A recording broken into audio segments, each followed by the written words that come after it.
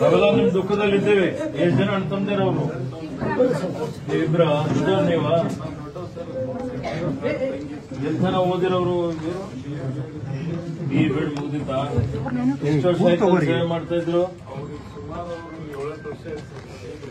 8 ವರ್ಷ ಆಯ್ತಾ? ಬಹಳ ನಿರೀಕ್ಷಿತ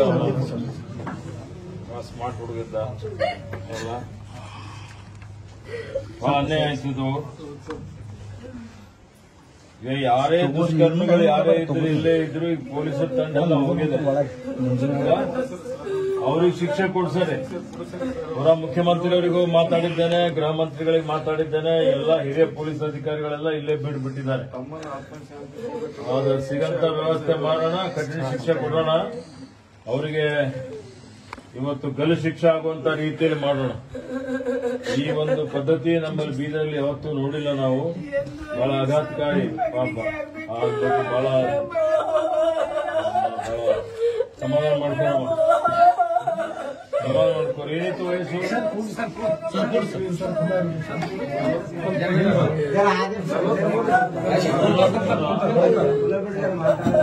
ಮದುವೆ ಆಗಿತ್ತಾ?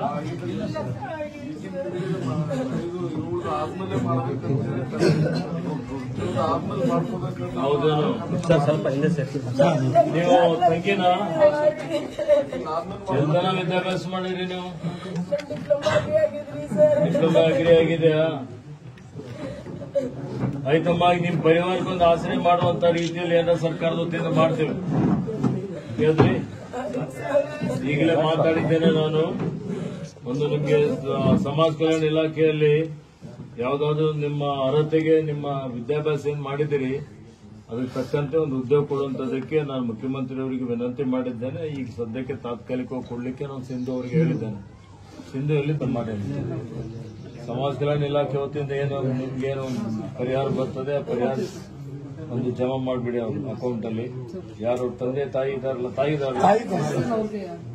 ತಾಯಿಯ ಖಾತೆಯಲ್ಲಿ ಜಮಾ ಮಾಡಿ. ಪೆನ್ಷನ್ ಎಷ್ಟಿದೆ? ಪೆನ್ಷನ್ ಕೊಡುವಂತದ್ದು ವ್ಯವಸ್ಥೆನೂ ಮಾಡಿ. ಮತ್ತೆ ಮುಂದೆ ಇದೆಲ್ಲ ಬಿಟ್ಟು ನಾನು ಸಿಎಂಗೆ ಮಾತಾಡಿದ್ದೀನಿ. 10 ಲಕ್ಷ ರೂಪಾಯಿ ಅಡಿಷನಲ್ ಕೊಡೋಣ ಘೋಷಣೆ ಮಾಡಿ ಅಂತ ಹೇಳಿದ್ದಾರೆ. ಅದು 10 ಲಕ್ಷ ರೂಪಾಯಿ ನಾನು ಬೆಂಗಳೂರಿಂದ ಚೆಕ್ ತಂದು ಕೊಡಿಸ್ಲಕ್ಕೆ ಹಚ್ತೇನೆ. ಯಾವ ವ್ಯವಸ್ಥೆ ಮಾಡೋಣಮ್ಮ, ನಾವು ಶಾಂತಿಗೆ, ನಿಮ್ಮ ಮಗನ ಆತ್ಮಕ್ಕೆ ಶಾಂತಿ ಸಿಗಲಿ.